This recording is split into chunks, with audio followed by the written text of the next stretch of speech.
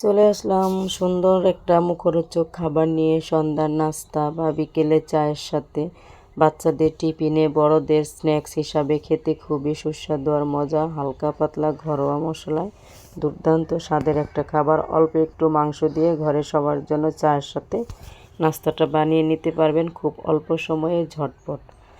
তাহলে দেখতে থাকেন, পাশেই থাকেন, সাথেই থাকেন। আসসালামু আলাইকুম, কোহিনুর মিনি কিচেন অ্যান্ড ব্লগে সবাই স্বাগতম। সবাই কেমন আছেন? অবশ্যই আল্লাহর রহমতে ভালো আছেন, আমিও ভালো আছি। মাংসটা সিদ্ধ হয়েছে খুব সফট হয়ে, একদম অনেক হাত দিয়েই আমি দেখেন ছোটো একটা মাংসের টুকরা একদম চিকন চিকন করে ঝুরি করে নিয়েছি। আর সেই মাংসগুলোতে এখন আমি দিয়ে দিব মশলার মধ্যে আমি একদম সিম্পল মশলা দিব, একটু মরিচের গুঁড়া, হলুদের গুঁড়া, সামান্য হলুদের গুঁড়া দিব, বেশি না। হলুদ দিয়ে সিদ্ধ করছি মাংসটা, আর দিয়ে দিলাম একটু আদা বাটা, আর দিব অল্প একটু রসুন বাটা, আর দিয়ে দেবো স্বাদ মতো লবণ, একটু সয়া সস। লবণটা বুঝে দেওয়া লাগবে যেহেতু সয়া সস দিতেছি।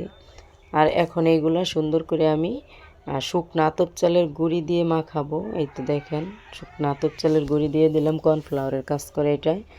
আর এটা আমি সুন্দর করে মেখে নিয়েছি, অল্প সামান্য একটু পানি লাগছে, বেশি পানি লাগে নাই। মেখে ছোট ছোট করে দেখেন বলের মতন করে আমি ভাগ করে নিয়েছি।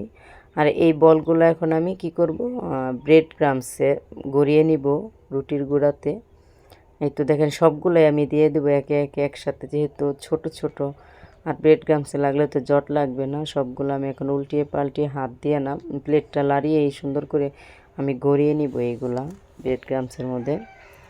এরপরে এই তো দেখেন গড়িয়ে নেওয়া শেষ। এখন আমি হালকা ঝাড়া দিয়ে গায়ের আলগা ইটা ফেলে দেবো ব্রেড ক্রামস। আর তেলটা আমি কম আছে চুলায় গরম বসিয়ে দিয়েছি। দেখেন আজকে নাস্তাটা আমি সন্ধ্যার নাস্তা ঘরেই বানিয়েছি। আজকে আমার ছেলে রোজা রাখছে, শবে বরাতের পরের দিন। ও বলছে আজকেও রোজা রাখবে, সেই জন্য ওর স্পেশাল নাস্তা দিতে হবে। ঘরে কিছু নেই, এক টুকরা মাংস ছিল, ওইটা দিয়ে আমি ওর এই নাস্তাটা বানিয়ে দিলাম।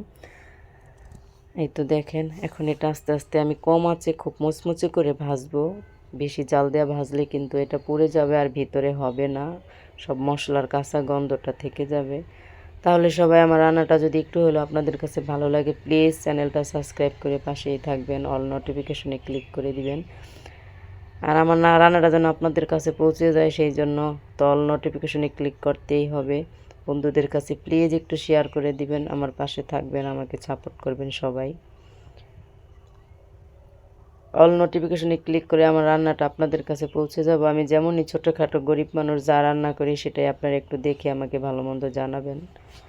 এই তো আমি একে একে দুইবার করে দিয়ে দিলাম সেই ইগুলা, একবারে দিলে বেশি হয়ে যাবে, সেই জন্য অল্প অল্প দিয়ে ভাজবো যেন ভেঙে না যায়। এই তো দেখেন এদিক দিয়ে আমি ভাজতেছি, ওদিক দিয়ে আমার বাচ্চা, ছোটো বাচ্চারা খেয়ে ফেলতেছে। যাই হোক, যে কটা থাকবে ওই কটাই আপনাদেরকে ফাইনাল দেখাবো। এখন এগুলো আমি সুন্দর করে উল্টিয়ে দিচ্ছি, এক পাশ হয়ে গেছে।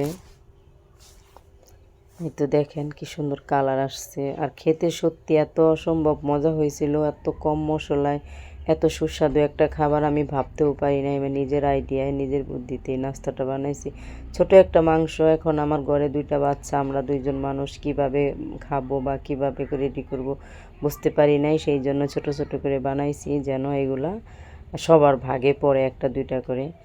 এক পাশ উল্টিয়ে নেওয়া হয়ে গেছে। এই তো দেখেন বন্ধুরা, এটা কিন্তু আমরা সন্ধ্যার সময় সবাই কিনা বাজারের গোল রাউন্ড রুটিগুলো আছে যে পেঁয়াজ দেওয়া ভিতরে ক্রিম, সেই রুটি দিয়ে খাবো, হালকা মিষ্টি হালকা ঝাল। আর আমার ছেলে খাবে সস দিয়া। তাহলে বন্ধুরা কমেন্ট অবশ্যই বলবেন কিন্তু আমার রান্নাটা সত্যি কেমন হয়েছে। আর এটার নাম দেব আমি মার্বেল মিনি চিকেন ফ্রাই, যেহেতু মার্বেলের মতন ছোট ছোট করে আমি এই করেছি ভাবছি এটার নাম মার্বেলই দেওয়া উচিত। নামটা কেমন হয়েছে অবশ্যই কমেন্টে বলবেন। এই তো দেখেন আমার ভাজা হয়ে গেছে, আমি উঠি খাওয়া শেষ, এই কটা বাচ্চা আর কি, সবার খাওয়া শেষ আর কি, আমিও খাইতেছি আমার বাচ্চারাও খেতেছে। গরম গরম চুলার পাড়ে এই খেতে খুবই ভালো লাগতেছে। আর যেহেতু সন্ধ্যার সময় আমি নাস্তাটা রেডি করছি, তো আর আপনাদের দেখানোর জন্য তো অল্প কিছু রাখাই লাগবে, সেই জন্য আমি দেখেন আপনাদের দেখানোর জন্য কিছু রেখে দিছি। অবশ্যই সবাই পাশে থাকবেন, বারবার বলতেছি প্লিজ আমার চ্যানেলটা একটু সাবস্ক্রাইব করে আমাকে অল নোটিফিকেশনে ক্লিক করে দিয়েন, প্লিজ প্লিজ প্লিজ। তাহলে সবাইকে শুভকামনা জানিয়ে আজকে বিদায় নিছি, সবাইকে আল্লাহ হাফেজ।